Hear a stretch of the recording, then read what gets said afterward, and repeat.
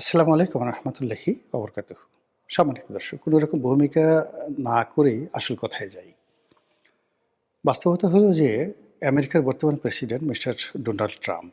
Donald ট্রাম্পের সঙ্গে আওয়ামী লীগের একটা ভালো সম্পর্ক গড়ে উঠেছিল ব্যক্তিগত পর্যায়ে।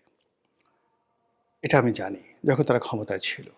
এবং ডোনাল্ড ট্রাম্পের একটা ব্যক্তিগত বৈশিষ্ট্য হলো তিনি ব্যক্তিগত সম্পর্কটিকে নিদারুণভাবে সম্মান করেন।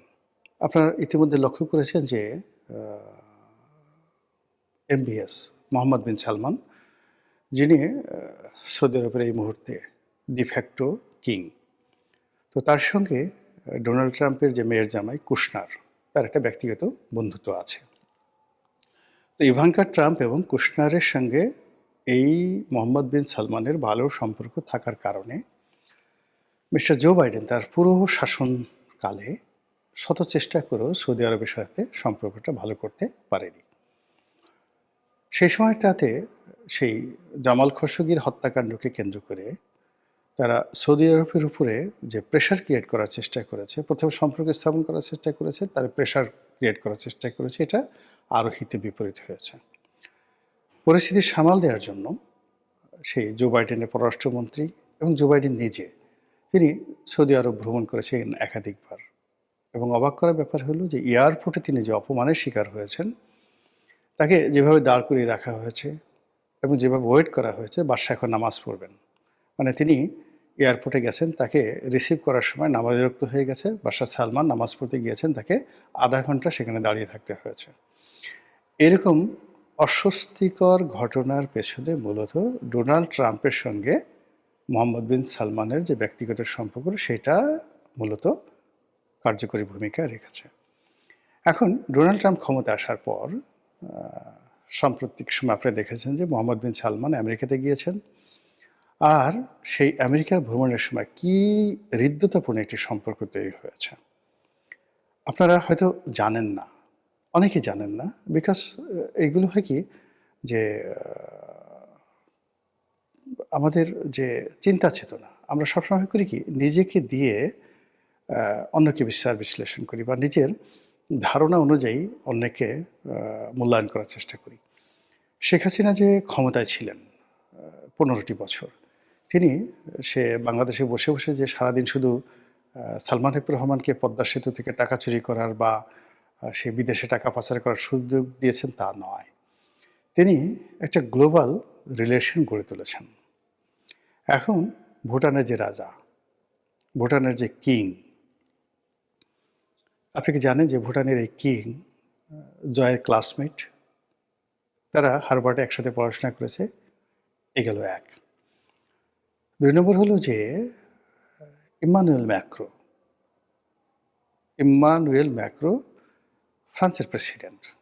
তার সাথে শেখ হাসিনার ব্যক্তিগত সম্পর্কটা কোন পর্যায়ে আপনারা একবার চিন্তা করতে পারেন যে তিনি দিল্লিতে যাওয়ার আগে ঢাকায় এসে শেখ হাসিনার সঙ্গে দেখা করে গেছেন। জাস্ট লাইক মা এবং সন্তানের সাথে সম্পর্ক। এবং সেই সম্পর্কটা কি পর্যায়ে কাজ করছে যে ডক্টর মোহাম্মদ ইউনূস জলবায়ু সম্মেলনে তিনি ফ্রান্সে গেলেন, যাওয়ার চেষ্টা করলেন বা তার যাওয়ার দরকার ছিল। তো তিনি সেখানে ইম্মানুয়েল ম্যাক্রোর সঙ্গে সাইড লাইনে একটা বৈঠকের আয়োজন তিনি চেষ্টা করলেন, পারেননি।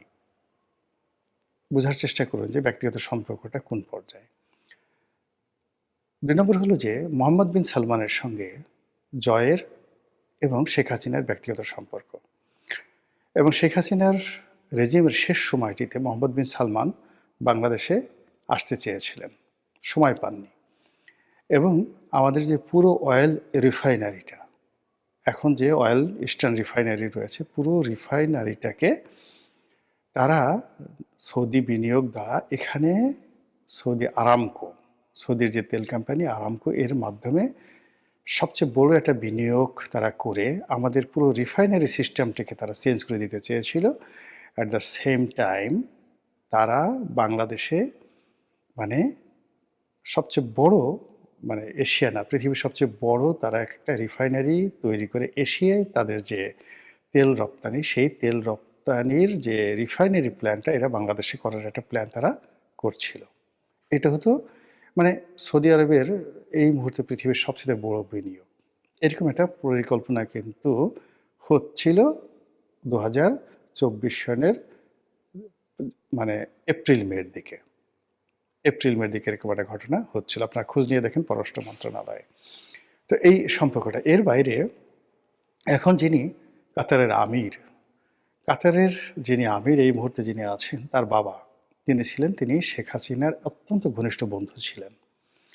কাতারের বাংলাদেশে যিনি রাষ্ট্রদূত, অত্যন্ত ঘনিষ্ঠ আলোচনায় তিনি আমাকে নিজে এই কথাটা বলছেন যে, "মিস্টার রনি, আপনি জানেন না যে আমাদের আমির আপনাদের প্রধানমন্ত্রীকে কতটা ভালোবাসেন, কতটা শ্রদ্ধা করেন।"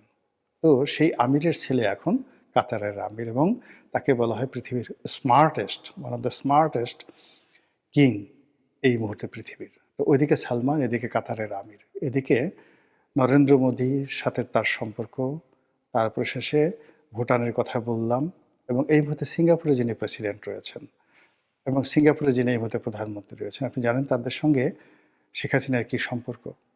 শেখ হাসিনার কথা বাদ দেন, ওখানে যে সামিট গ্রুপের আজিজ খান আছেন, আজিজ খানের সাথে সিঙ্গাপুরের প্রধানমন্ত্রীর কেমন সম্পর্ক, এটি কি আপনারা জানেন? আপনারা জানেন না। তো যেটা বলছিলাম যে মিস্টার ডোনাল্ড ট্রাম্পের সঙ্গে শেখ হাসিনার একটা ব্যক্তিগত সম্পর্ক রয়েছে এবং সেই সুবাদে জয় এবং পুতুলের ওখানে একটা ভালো সম্পর্ক রয়েছে এবং এটা আমরা ইদানিং দেখতে পাচ্ছি। জয় যে কথাগুলো বলছেন, এই কাজ করতে পারবেন না, আপনি যত বড় রাজা হন, বাদশাহ হন, সেখানে কোনো চুরির টাকা, ২ নম্বরি টাকা নিয়ে সেখানে হজম করতে পারবেন না, এই ধরনের কথাবার্তা। তো সেক্ষেত্রে বলা হয়ে থাকে যে বাংলাদেশ থেকে কত ১৬ লক্ষ কোটি টাকা আওয়ামী লীগ পাচার করেছে। যদি ১৬ লক্ষ কোটি টাকা পাচার করে থাকে, জয়ের কাছে তো ২-১ লক্ষ কোটি টাকা আছে। তো সেই টাকা কোথায় আছে? সুইজারল্যান্ডে থাকতে পারে, সেই টাকা আমেরিকাতে থাকতে পারে, আমেরিকাতে তার গল্ফ কোর্স আছে ইত্যাদি ইত্যাদিতে দিয়ে নানা রকম, মানে শেখ হাসিনা যখন ক্ষমতায় তখনও তো আমরা এই জিনিসগুলো প্রচার করেছি। কিন্তু এখন যেটা দেখা যাচ্ছে এই ১৪ মাস পরে যে জয়ের মানে সবার ধারণা ছিল যে শেখ হাসিনা যতদিন ক্ষমতা আছে এই কারণে আমেরিকা সেখানে নড়াচড়া করছে না, যেদিন শেখ হাসিনা ক্ষমতা চলে যাবে তারপরের জয়কে গ্রেপ্তার করা হবে, তাকে জেলে নেওয়া হবে। কিন্তু জয় সেখানে একটা বহাল তবিয়তে আছে এবং তার ইদানিং যে কথাবার্তাগুলো হচ্ছে, তিনি ফ্রিকুয়েন্টলি ইংরেজিতে কথাবার্তা বলছেন, ইংরেজিতে সাক্ষাৎকার দিচ্ছেন এবং একটা জায়গাতে দেখলাম যে তিনি আমেরিকা সম্পর্কে, ডোনাল্ড ট্রাম্প সম্পর্কে যে কথাগুলো বলছেন, তাতে স্পষ্টত বোঝা যাচ্ছে যে ডোনাল্ড ট্রাম্প সরকারের সাথে তার একটা ভালো সম্পর্ক আছে এবং সেই সম্পর্কটা যেটা অতীতে ছিল সেটা এখনও ধারাবাহিকভাবে এটা কন্টিনিউ করছে। This is one. Second thing হলো, এখন এই মুহূর্তে আমেরিকার যে পলিসি, তাদের যে গোয়েন্দা সংস্থাগুলোর প্রধান তুলসী গ্যাবার্ড, তিনি যে কথাগুলো বলেছেন যে এখন বাংলাদেশ থেকে শুরু করে অন্য যে সকল দেশে আমেরিকার ডিপ স্টেট পলিসি কার্যকর ছিল এবং সেই ডিপ স্টেট পলিসির অধীন যে সকল দেশের সরকার পরিবর্তনে আমেরিকা যে বিনিয়োগ করেছে বা যে কর্মকাণ্ড করেছে, it is stop now. This is one. Second thing হলো যে তারা অন্য দেশের ব্যাপারে নাক গলাবে না। থার্ডলি হলো তাদের যারা পুরনো বন্ধু রয়েছে সেই পুরনো বন্ধুর সাথে তারা সম্পর্ক আবার ঝালাই করবে। মধ্যে ইউক্রেন নিয়ে, ইউক্রেন যুদ্ধ নিয়ে, ইউক্রেনের প্রসঙ্গ নিয়ে, রাশিয়ান তেল কেনা নিয়ে নরেন্দ্র মোদীর সঙ্গে যে সম্পর্কটা খারাপ হয়ে গিয়েছিল, সেই সম্পর্কটা তৈরি করার জন্য ডোনাল্ড ট্রাম্প মানে কোন পর্যায়ে নেমেছেন বোঝার চেষ্টা করুন যে তিনি বলছেন আমার বন্ধু ট্রাম্প, না আমার বন্ধু নরেন্দ্র মোদী। আমি তাকে টেলিফোনে তার সাথে কথা হয়েছে। নরেন্দ্র মোদী এত রাগ করেছে, তিনি বলছেন আমার সাথে কোনো কথা হয়নি। কিন্তু তারপরে কিন্তু ডোনাল্ড ট্রাম্প থেমে থাকেননি। তিনি বলছেন আমার সঙ্গে তার কথা হয়েছে। এরপর তিনি বলেছেন যে ভারতের সঙ্গে, নরেন্দ্র মোদীর সঙ্গে আমার যে সমস্যাগুলো তৈরি হয়েছে সেই সমস্যাগুলো খুব দ্রুত, অতি দ্রুত এগুলো নিষ্পত্তি হয়ে যাবে এবং ইতিমধ্যে খবর হলো যে আমেরিকা থেকে ভারত প্রায় $900 মিলিয়ন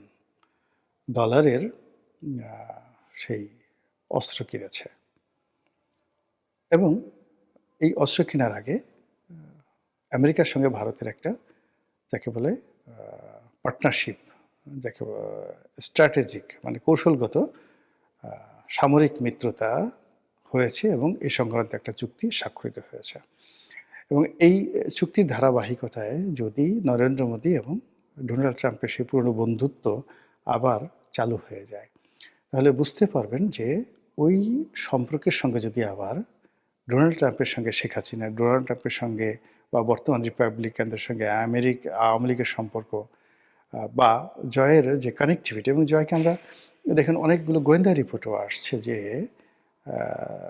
1996 থেকে 2001 সন আওয়ামী লীগের যে জমানাতে, তো আওয়ামী লীগের জমানাতে পুরো মার্কিন প্রশাসনকে বিএনপির বিরুদ্ধে কাজে লাগানোর জন্য, এবং তারেক রহমান সাহেব থেকে শুরু করে বিএনপির অনেক নেতাকে আমেরিকাতে ব্ল্যাকলিস্টেড করার জন্য আওয়ামী লীগ যে বিনিয়োগ করেছিল, কাজ করেছিল, এবং যে লবিস্ট ফার্ম নিয়োগ করেছিল, এই টোটাল কাজটা করেছিল মিস্টার জয়। এটা বিএনপি অভিযোগ করছে, এবং এটা রিটেন যে কাজটা তারা করেছে। তো যেখানে 96 থেকে 2001 সালের মধ্যে যদি জয় এই কাজ করতে পারে, তাহলে 25 বছর পর জয়ের কি অভিজ্ঞতা কমলো না বাড়লো? জয়ের ক্ষমতা বাড়লো না কমলো? বা পরিবেশ পরিস্থিতি কি জয়ের প্রতিকূলে চলে গেল কিনা? এই জিনিসগুলো যদি আপনি ভাবেন, এবং সাম্প্রতিক সময় এএনআই, আমেরিকান মিডিয়া থেকে শুরু করে বিশ্বের তাবৎ বড় বড় মিডিয়ার সঙ্গে পাল্লা দিয়ে যেভাবে সজীব ওয়াজেদ জয়, যেভাবে মোহাম্মদ আরাফাত, মানে সেই আওয়ামী লীগের সাবেক তথ্য মন্ত্রী, প্রতিমন্ত্রী, তারপর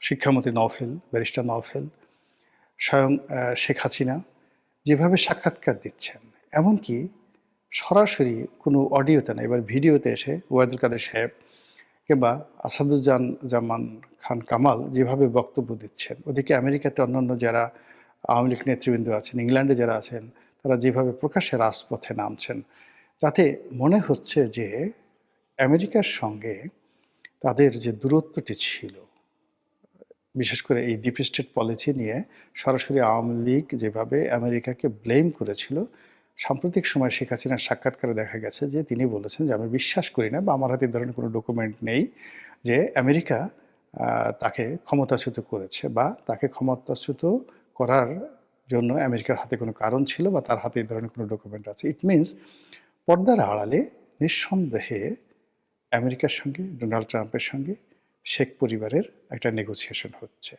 ফলে যখনই কোনো একটা নেগোসিয়েশন হয়, তখন সেখানে সব কিছু স্বাভাবিকভাবে চলে না।